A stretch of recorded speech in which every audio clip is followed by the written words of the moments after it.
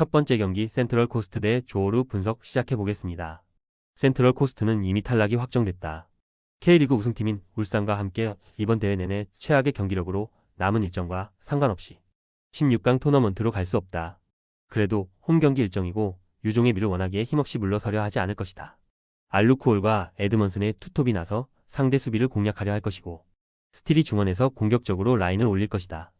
조호르는 동아시아 6위를 달리고 있다. 그러나 16강 진출을 확실하게 결정짓지 못했기에 남은 일정이 중요하다. 측면 자원인 무릴로와 한국인 센터백 박준영 등이 이 경기에는 징계로 나서지 못하는 악재가 있는데 무조건 승점 추가가 필요하다. 그래도 말레이시아 리그에서 18승 1무 무패를 달릴 정도로 최근 페이스가 좋다. 리그 23골을 기록 중인 베르손을 중심으로 후안 무니스와 오브레곤 등이 공격을 이끌 것이다. 조호르의 승리를 본다. 센트럴 코스트의 홈이지만 탈락으로 인해 동기부여가 사라졌고 최근 호주 리그에서의 경기력도 아쉽다. 수비에 치중하며 상대의 공세를 막아낼 것이고 베르손과 무니즈가 문전 침투에 의한 역습으로 기회를 노릴 조호르 다룰 탁짐이 승리할 것이다. 두 번째 경기 포항 스틸러스 대 가와사키 분석 시작해보겠습니다. 포항은 직전 경기에서 제1리그 우승팀인 고베에 승리하며 5위로 올라섰다. 한찬희와 김인성, 정재희 등의 릴레이 골이 나오며 원하는 결과를 얻었다. 비록 2달 정도 공식 경기가 없긴 했지만 그건 가와사키 역시 마찬가지기에 홈에서 큰 부담은 아니다. 김윤성과 정재희, 허용준 등이 팀을 떠났지만 핵심 자원은 모두 팀에 남았다. 최전방 스트라이커인 조르지를 비롯해 김인성과 백성동, 홍윤상 등 육상부로 불리우는 이선 윙어들이 건재하고 오베르단과 완대손도 있다. 가와사키는 포항의 한 계단 앞선 4위다. 최근 수 시즌 동안 제1리그를 넘는 아시아 최강의 팀 중 하나로 평가받았지만 두 시즌은 기대 이하의 순위였다. 때문에 이번 아챔 엘리트에서 우승하며 분위기를 끌어올리려 할 것이다. 당당한 최고의 스트라이커인 에리슨을 비롯해 마르시뉴와 이에나가 등이 이번 시즌도 팀 공격을 이끌 것으로 보이고 제시엘과 미우라가 수비진에 나선다. 접전을 본다. 두 팀 모두 승리가 간절하지만 난적 상대로 공격의 기여를 올리기 어렵다.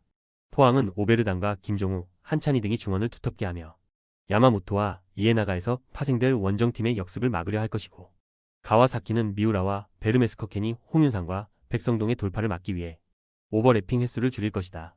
두 팀이 접전을 가져가며 승점을 나눠 가질 것이다. 세 번째 경기 비셀 고베 대 상하이 하이강 분석 시작해보겠습니다. 고베는 3위 팀이지만 1위와 같은 승점으로 16강행을 사실상 확정했다. 지난 시즌 제1리그를 우승하며 연속 우승에 성공한 팀으로 이번 아챔에서도 가장 강력한 우승 후보인데 지난 시즌 핵심 전력을 모두 지켜냈기에 전력 누수가 없다. 툴러와 기쿠치가 버티는 최종 수비와 더불어 중원에는 일본 최고의 볼란치인 야마구치가 나설 수 있고 오사코 유야와 무토, 이노 등이 3톱으로 공격을 주도할 것이다. 슈퍼컵에서는 히로시마에 패했다. 상하이 하이강은 지난 시즌 중국 리그 우승팀이다. 그러나 아챔 엘리트 동아시아 예선에서는 12개 팀 중 7위에 그치며 16강행이 불확실하다. 전성기 시절에 중국으로 건너와 오랜 기간 뛰며 부를 축적한 오스카가 상파울로로 이적하며 더 이상 팀에 없고 센터백인 웨이전이 징계로 나서지 못하는 이 경기는 더 부담이 크다. 고베의 승리를 본다. 상하이 하이강은 지난 시즌 리그 우승의 주역인 주전 센터백과 공격형 미드필더 없이 이번 라운드 원정에 나서야 한다. 구스타보와 아르헨티나 출신 윙어 바르가스가 있긴 하지만 고전이 예상된다. 야마구치의 안정적인 중원 장악 속에 경기의 주도권을 확실하게 가져갈 것이고 무토와 이노 등이 측면 돌파로 찬스를 만들 고베가 승리할 것이다. 네 번째 경기 산둥 타이산 대 광주FC 분석 시작해보겠습니다. 산둥 루농은 직전 경기에서 가와사키의 사고를 실점하며 무너졌다. 대구에서 뛰었던 제카가 주전 공격수로 나서 풀타임을 소화하며 기회를 노렸지만 원하는 결과를 내긴 어려웠다.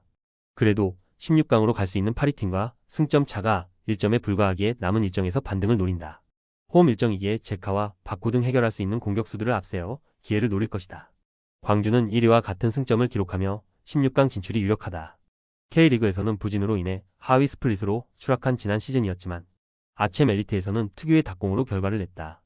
그리고 이번 시즌에 대한 기대감이 큰데 전북행이 유력했던 이정효 감독을 잡았고 베테랑 센터백인 민상기를 비롯해 제주에서 헤이스를 재영입했고 픽톨과 가브리엘 등이 공격진에 포진했다.